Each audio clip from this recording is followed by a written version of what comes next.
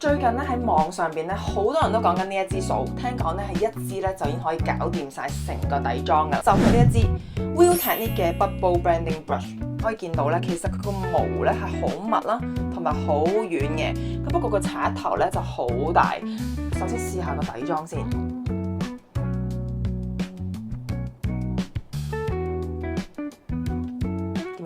我落粉底嘅份量咧，其實都真係幾多啦。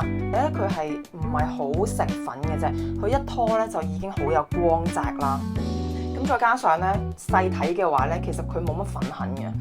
跟住咧我就一次過上埋呢個遮瑕同埋陰影，因為咧佢個頭咧都真係幾大啦，所以其實我諗我用佢哚哚呢啲位置去整咗我嗰個遮瑕先，其實都係推得開。佢咧，因為佢個刷咧唔係好食粉啦，所以咧落 product 咧就真係冇好似我咁樣落得咁多啦。如果唔係咧，就有排得你推噶啦。